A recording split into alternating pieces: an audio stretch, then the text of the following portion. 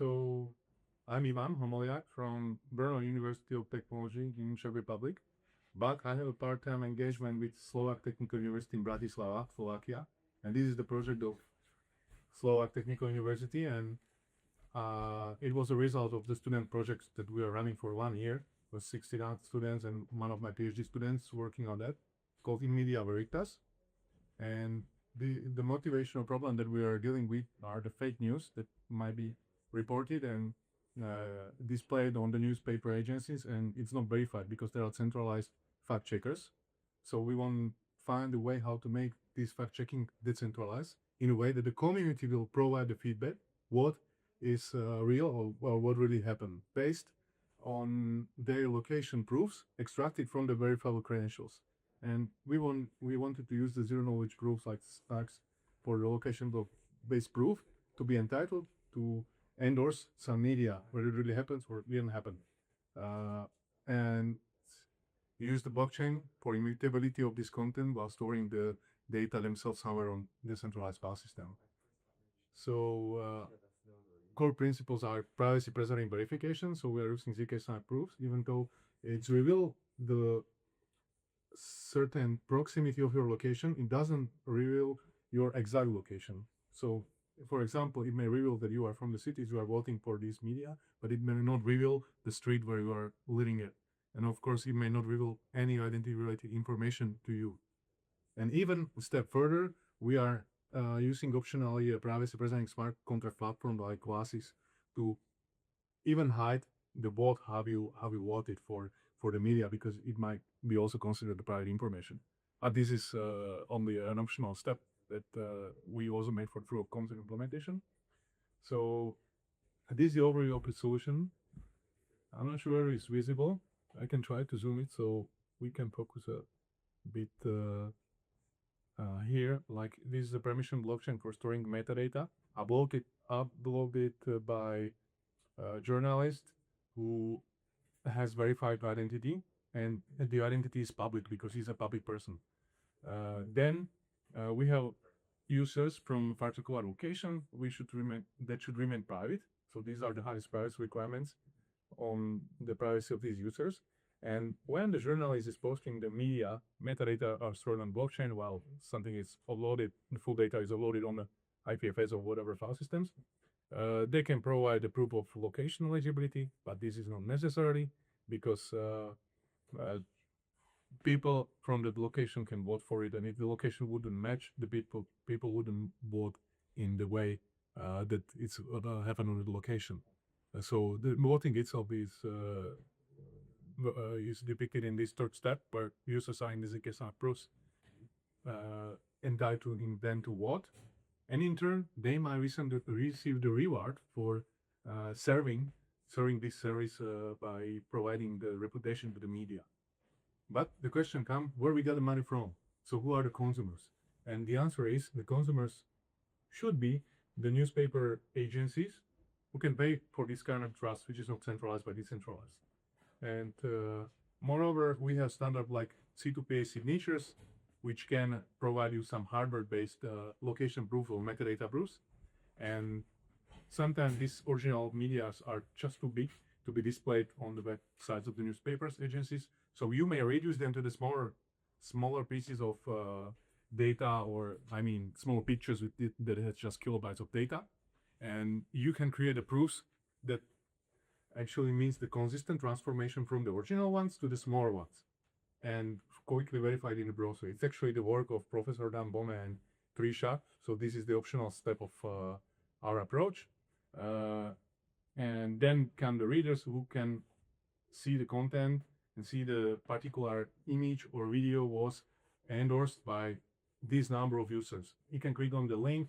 It can be displayed, the link on the blockchain or the app, which will verify, yeah, really it happened. Several zk proofs of testimonials were submitted by the users from the location. So there are 3 layers, as you can put here. There's reporter or journalist layer, witness layer, who are local users, and newspaper agency layers, somebody who is a consumer and you pay for it.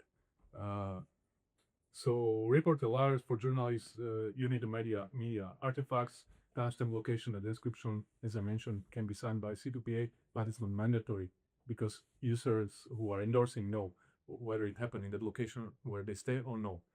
But the question, how this user will provide the proof of location eligibility? So they need some verifiable credentials with the embedded metadata.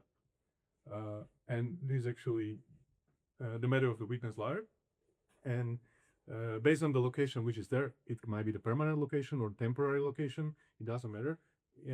But you cannot use the location of your phone because this can be spoofed easily like this. So that's why we rely on the verifiable credentials that was issued by a centralized authority considered to be trusted. Well, and then you can build a CK-SNAP rules over that. And actually, the current schemes for the identity management in Europe or are not very ZK friendly. So you need to use some ZK friendly constructs, and even if there is an ADA standard, an EU DI wallet, I'm not sure whether you are familiar with that. It's a European thing which was ordered 2 years ago, mandated by the European, that every citizen of the European Union needs to have an identity wallet. So countries, individual countries are responsible to ensure this infrastructure. But they were not considered by beginning of this year, they were not considered as ZK-SNARKs or ZK-SNARK friendly cryptographic, totally not. So many people were talking about it, even me or Ivan Visconti from Rome, but in the half of the year they already started to talk about it. Just talk about it, but no implementation. And out of the 13 implementation I've seen publicly on GitHub, some of them are individual to the countries. One of them is related to the European Union, like a generic one, but none of them has any cryptographic constructs by 2-3 months ago or something like that when I was checking it. So we couldn't use it, even though we believed we could, because it's almost by end of the 2026. There were 2 years. So we have to build our own one. Maybe I have it here, which enable to issue the verifiable credentials.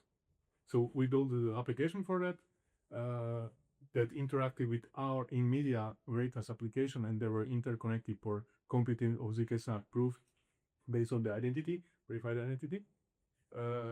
And we implemented the demo and made a proof of concept. So I can just briefly show you in a minute how it looks like. This is login when you are a journalist. There are some events in our Salon language, don't worry about it, but the print of it is in English. So you like report the event. Here I can make it faster. You put the metadata there. You upload some picture. So this is something that user will see when they will endorse these pictures or refuse to let it happen. So upload it to the IP address. So there is just some short description. Let's see also.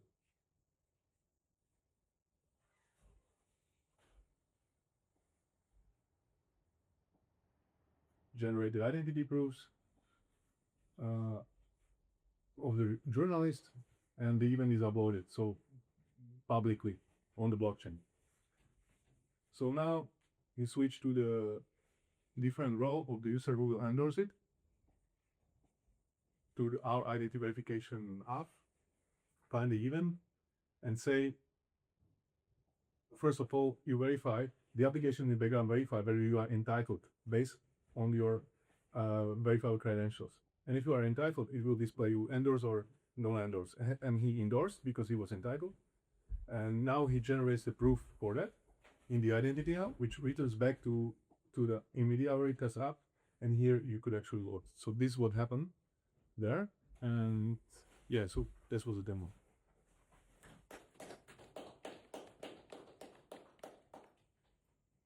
So if you have any question, so partially it relates to the privacy because it's location privacy of the users, and second of all, somehow you want to avoid the linkage of the users with his action on the blockchain. So for this reason, We've been also using privacy present in smart contract platform as an optional feature, which if we strip off, nobody cares.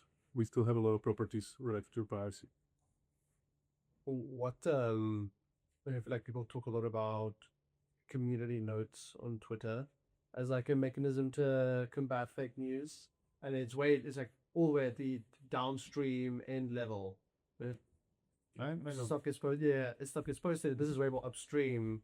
How do you think about the like trade-offs between those? There is a question: how decentralized are these community nodes in fact?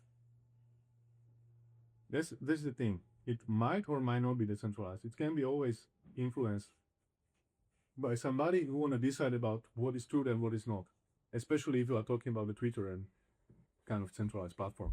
But here is something like anybody can do that, not based on whether he is a community node, but based on the location proof of eligibility. So that's the difference.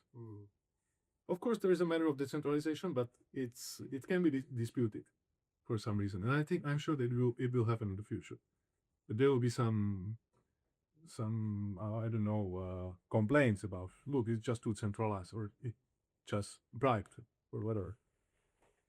Can you bribe people in your system? Like, what if I get $5,000 and pay a bunch of government issued IDs to do it? If you know who those people are, if you know that they are from the location, probably you can do it off chain.